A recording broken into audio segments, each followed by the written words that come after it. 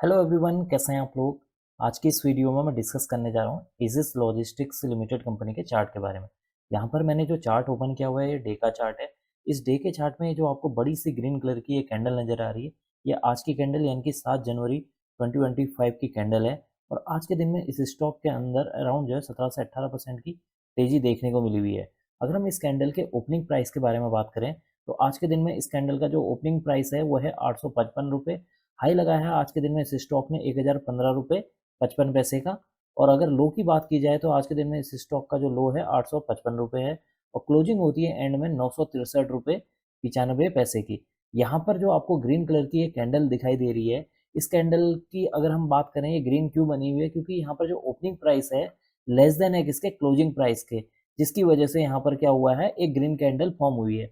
जब कभी भी ओपनिंग प्राइस जो है ग्रेटर देन हो जाता है क्लोजिंग प्राइस के, तब वहां पर क्या होती है, एक रेड कलर की कैंडल फॉर्म होती है। इस बात का आप ध्यान रखना। तो आज के दिन में स्टॉक के अंदर 17 से 18% की तेजी देखने को मिली हुई है। और एंड में जो स्टॉक का प्राइस है 13.90% के गेन के साथ बंद होता है। आज के दिन में ये स्टॉक मेरे सेटअप में आया हुआ है, जिसकी वजह से मैं इसकी वीडियो बना रहा हूँ।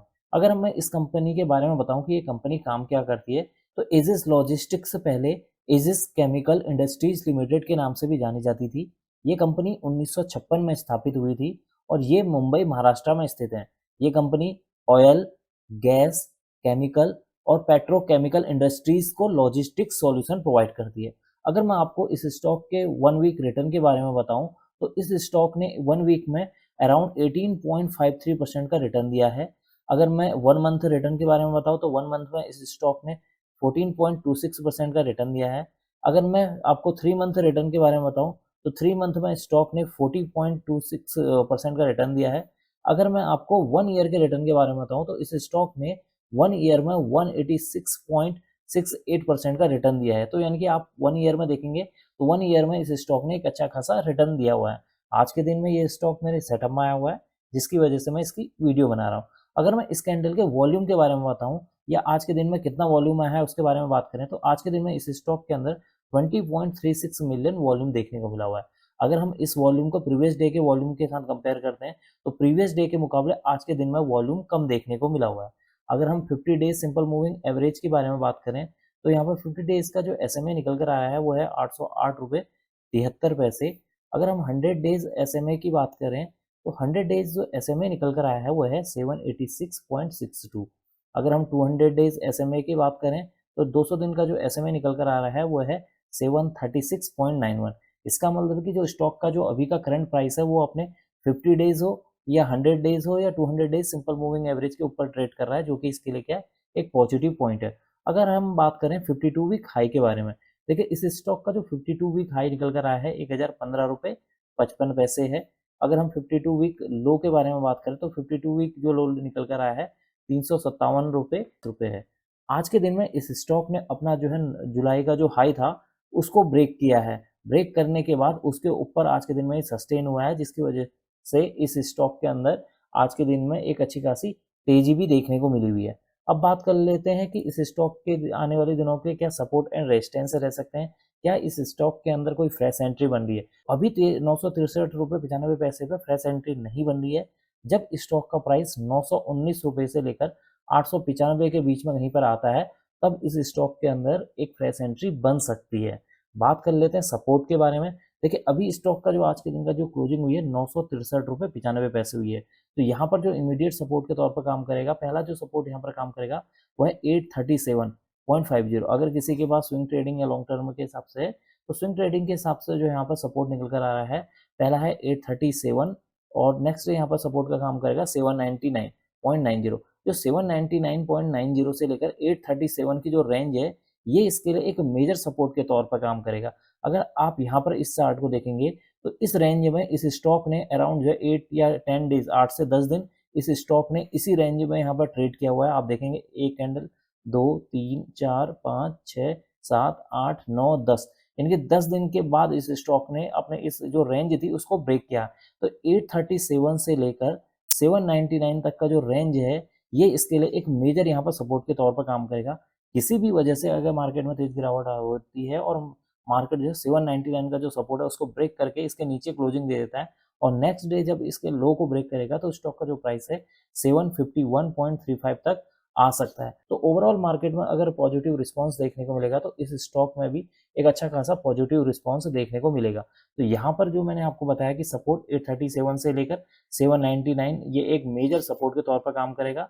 अगर कोई जो है फ्रेश एंट्री बनाना चाहता है तो 919 से लेकर 895 या आप 880 के आसपास जब स्टॉक का प्राइस आता है, 919 के नीचे जब स्टॉक का प्राइस आएगा तब यहाँ पर कहीं पर फ्रेश एंट्री बन सकती है।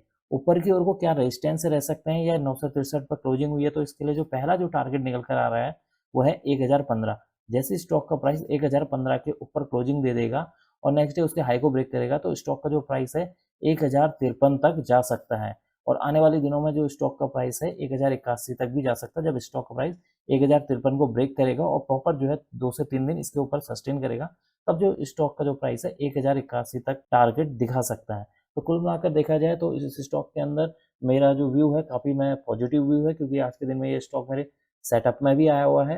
एक क्वेश्चन ये हो सकता है कि कई सारे यूजर का क्वेश्चन हो सकता है कि जैसे मैं कई सारी वीडियो बनाता हूँ स्विंग ट्रेडिंग पे या कई सारे डेली में 1 या 2 कभी 3 या 4 जो है वीडियो अपलोड करता हूँ स्विंग ट्रेडिंग के रिगार्डिंग। तो कई सारे यूजर के मन में क्वेश्चन भी होगा और एक यूजर ने क्वेश्चन भी पूछा था मुझसे, एक वीडियो अपलोड की थी HEG नाम से। तो वहाँ पर एक यूजर ने मुझसे पूछा है कि क्या आपने इस स्टॉक को भी लिया है।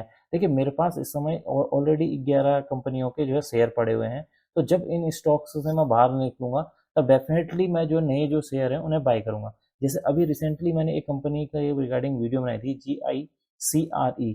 तो ये एक स्विंग ट्रेडिंग के रिगार्डिंग मैंने वीडियो बनाई थी। तो हाँ, इस कंपनी का जो शेयर है मैंने बाय किए हुए हैं और अभी भी मेरे पोर्टफोलियो में है। तो आने वाले CMI में अगर जैसे ही मैं इसको सेल करता हूँ तो नेक्स्ट मैं जो शेयर है वो लूंगा, या फिर जो मेरे पास जो 11 कंपनियों के जो शेयर मेरे पास ऑलरेडी पड़े हुए हैं जब मैं उनमें से किसी को सेल करूंगा तो डेफिनेटली जो मैं वीडियो बना रहा हूँ उनकी मैं जो स्टॉक्स हैं उनको मैं डेफिनेटली बाई करूंगा आने वाले दिनों में। तो एक बार मैं इस चार्ट को जो है जूम करके दिखा देता हूँ। जूम जैसे ही मैं करता हूँ तो आपको इस चार्ट को समझने में और आसानी होगी। यहाँ पर आप देखेंगे, जूम करने के बाद आप देखें तो इस स्टॉक ने क्या किया है ना, आज के दिन में अपना ये जो जुलाई का हाई था, ये जो जुलाई का यहाँ पर का हाई है, एक मिनट, ये जुलाई का जो यहाँ पर का हाई है, अपने जुलाई के आज के दिन में उस हाई को जो है ब्रेक भी किया है। ब्रेक करने के बाद उसके ऊपर सस्टेन भी किया है, यानी 9 जुलाई को इस कैंडल की जो क्लोजिंग है 937 रुपये पे है। अगर आज की क्लोजिंग देखेंगे तो 963 रुपये, यानी कि जो 9 जुलाई की जो हाई था उसको तो ब्रेक किया, जो 9 जुलाई का जो क्लोजिंग था उसके ऊपर भी ये स्टॉक का प्राइस सस्टेन किया है। तो हो सकता है कि कल के दिन में स्टॉक के अंदर थोड़ी बहुत गिरावट देखने को मिले, या फिर स्टॉक का जो प्राइस है डायरेक्टली 1015 का जो हिट टारगेट है उसको हिट कर दें। अगर स्टॉक का प्राइस नीचे की तरफ को आता है 919 से लेकर 895 या आप कह सकते हैं 880 की जोन में आता है तो यहाँ पर एक बाइंग अपॉर्चुनिटी बन सकती है विद स्टॉप लॉस।